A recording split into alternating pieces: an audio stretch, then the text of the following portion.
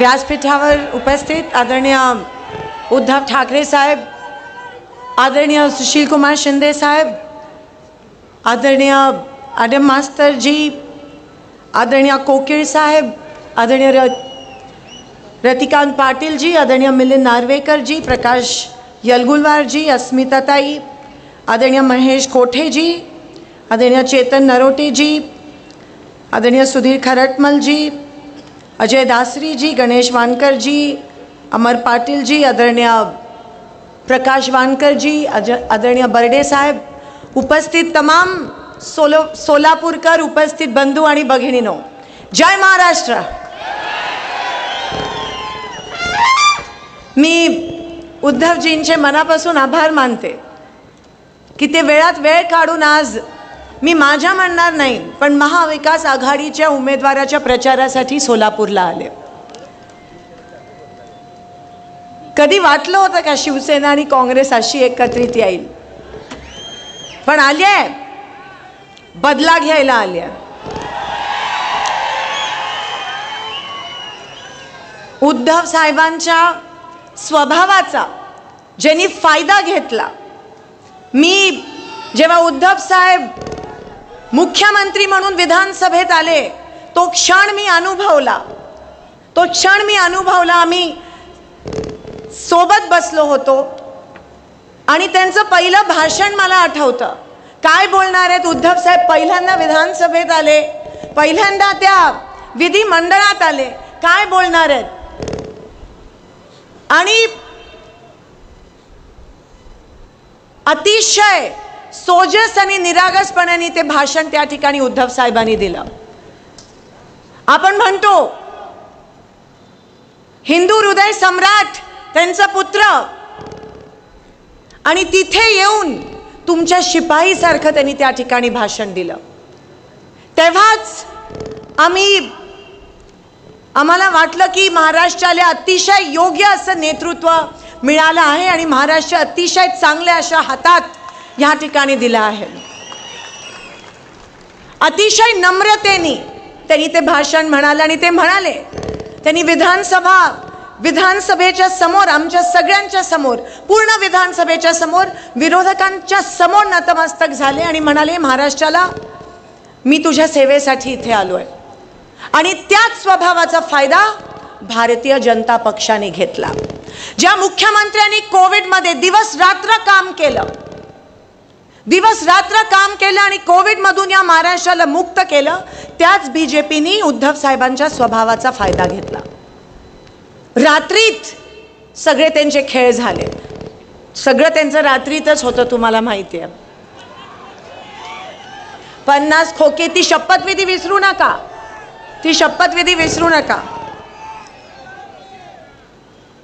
आणि म्हणून आज महाविकास आघाडी, राष्ट्रवादी काँग्रेस, शरद पवार साहेब गट, शिवसेना उद्धव बाळासाहेब ठाकरे गट, काँग्रेस, आदरणीय आडम मास्तरांचा कम्युनिस्ट पक्ष, आम आदमी पार्टी, आम्ही सगळे एकत्रित आलोय शिंदे साहेब म्हणाल्याप्रमाणे लोकशाही वाचवण्यासाठी,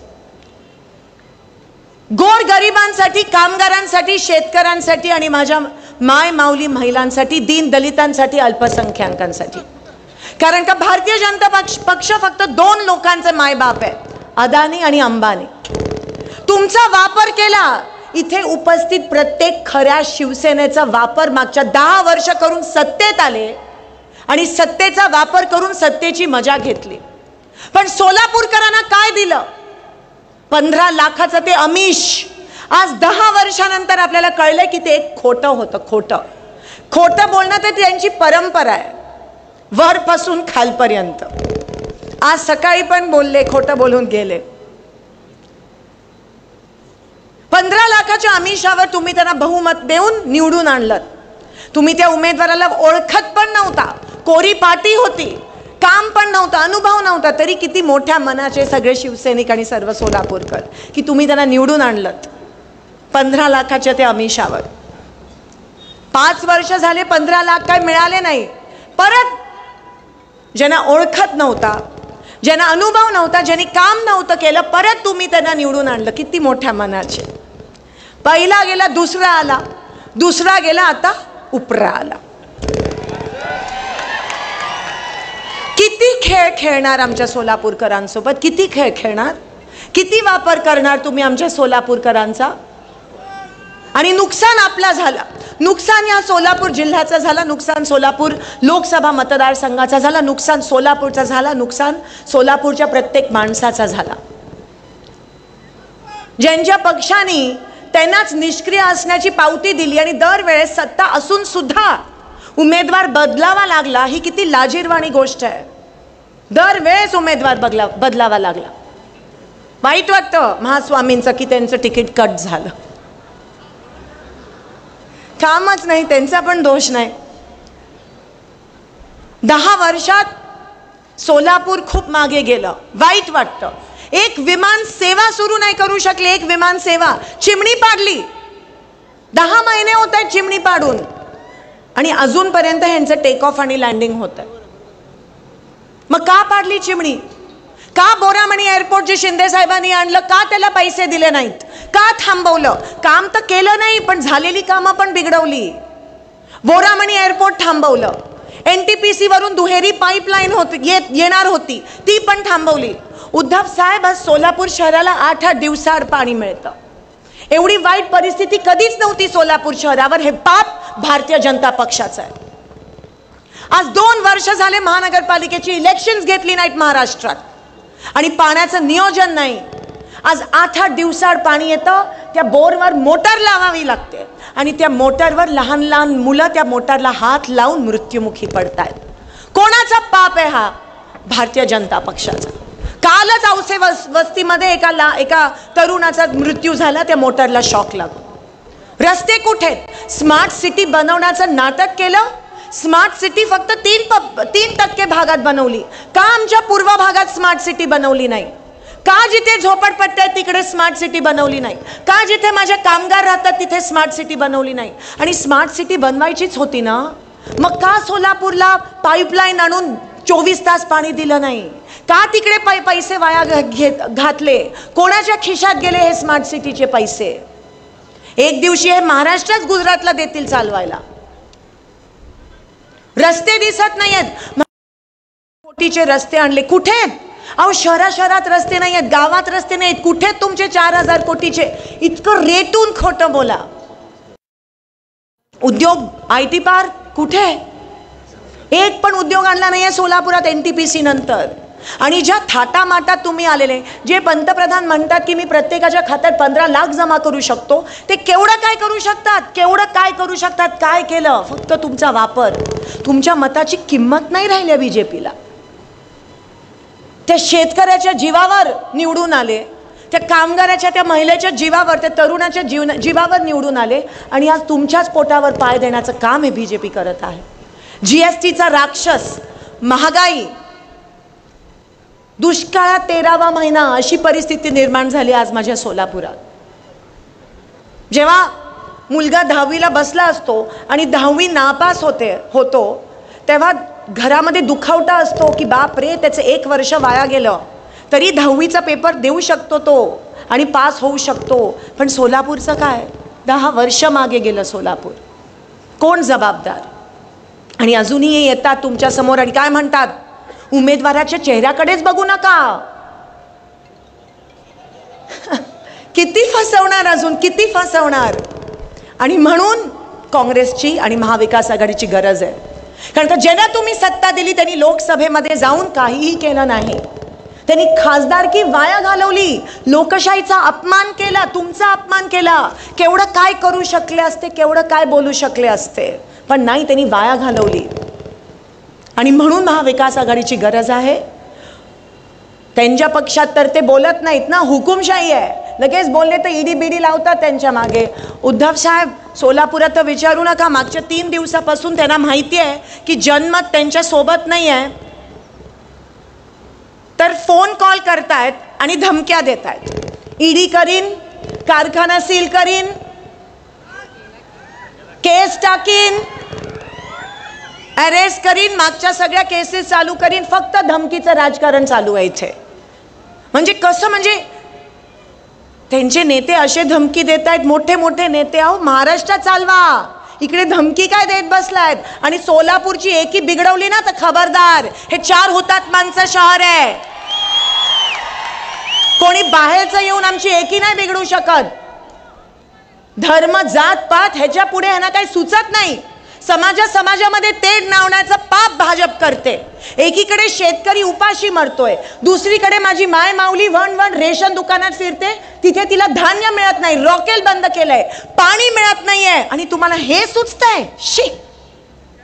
लोकांमध्ये तेढ, महागाई, 300 रुपयाचं 1200 रुपये, कसं काय जगतोय माझा कामगार, आणि तुम्हाला हे सुचतं? आडम मास्टर साहेबांनी कष्ट करून घरं आणलेली, त्याचं पण आयत्या वेळात नागोबा. आज दमदाटी, आज कोणकोणत्या तरी रेकॉर्ड व्हिडिओ व्हायरल झाला की सभेला गेलेले सकाळी, आणि खरंच वाईट वाटतं. म्हणजे पंतप्रधानांच्या सभेसाठी फक्त 20,000 लोक. आमच्या गड्डा यात्रेला त्याच्यापेक्षा जास्त लोक आहे. आणि तिकडे माझ्या काही बीडी कामगार महिला होत्या आणि त्या म्हणाल्या की आम्हाला जबरदस्ती बोलवण्यात आलं, आम्हाला सांगण्यात आलं की तुम्ही नाही आला तर आम्ही तुमचा पगार कापू. खेद, शेम. आणि हे मी नाही, मला कोणीतरी तो व्हिडिओ पाठवला. हे मी नाही, त्यांच्यासारखं जाऊन करतात ना, हे बोला हे बोला, असं आपण करत नाही, दमदाटी देत नाही. आणि म्हणून मला असं वाटतं की आता सोलापूरला पुढे नेऊन जाण्याची वेळ आली आहे. मी 15 वर्ष तुम्ही मला सांभाळलं, 15 वर्ष तुम्ही मला तुमची आमदार म्हणून तुमची सेवा करण्याची संधी दिलीत. 3 टर्म तुम्ही मला आमदार बनवलं. ही सोपी गोष्ट नाही आहे ह्या शहर मध्यातून. कामामुळे तुम्ही मला आशीर्वाद दिला. आज तुमचं आणि माझं नातं हे आमदार आणि मतदाराचं नाही आहे, एका भावाचं आणि बहिणीचं नातं आहे, एका आईचं आणि एका लेकीचं नातं आहे. आणि हे नातं हे तोडू शकत नाही. हिम्मत पण करू नका. या लेकीला पुन्हा एकदा तुमची सेवा करण्याची संधी द्या. युद्ध आहे, मतदारसंघ खूप मोठा आहे, 500 गावं भेट करून मी आली आहे. 7 दिवस राहिले आहेत, रात्र वैराची आहे. आणि तुम्हाला माहिती आहे कसे येतात. गाफील नका राहू. 7 मेला आशीर्वाद स्वरूपात तुमचं मतदान या महाविकास आघाडीच्या तुमच्या ह्या बहिणीला करा. मी 1 नंबरवर आपलं त्या ठिकाणी बटन आहे, आणि आशीर्वाद देऊन पुन्हा एकदा तुमची सेवा करण्याची संधी आणि अहोभाग्य मला द्या. एक वेळेस ही लढाई माझ्या सोबत लढा. पुढची सगळी लढाई मी सक्षमपणे तुमच्यासाठी एकटी लढायला तयार आहे. या सोलापूरच्या प्रतिज्ञा, प्रणितीच्या प्रतिज्ञा, पहिली प्रतिज्ञा सोलापूर जिल्हा दुष्काळ मुक्त करणारच. दुसरी प्रतिज्ञा सोलापूर खड्डे मुक्त करणारच. तिसरी सोलापुरात दुष्काळमुक्त म्हणजे पाणीच, सोलापुरात विमान सेवा सुरू करणारच, IT पार्क आणणारच, आणि सोलापूर लोड शेडिंग मुक्त करणारच. या 5-6 माझ्या प्रतिज्ञा आहेत. आणि मी वचन देते आज सगळ्यांच्या समोर, सगळे दिग्गज आहेत. खरं तर हिम्मत नाही होत. परवा पवार साहेबांच्या समोर बोलत होती, कधी मी माझ्या वडिलांच्या पण समोर बोलत नाही. आज उद्धवजी आहेत, सगळे बलाढ्य नेते, सगळे अतिशय सुंदर बोलणारे. पण तुम्ही हिम्मत देता, तुम्ही मला हिम्मत देता लढण्याची. निवडणूक जरी माझी असली तरी विजय तुमचा झाला पाहिजे. आणि येणाऱ्या 7 तारखेला आपण आशीर्वाद द्याल अशी आशा बाळगते आणि आपली रजा घेते. धन्यवाद. जय हिंद, जय महाराष्ट्र.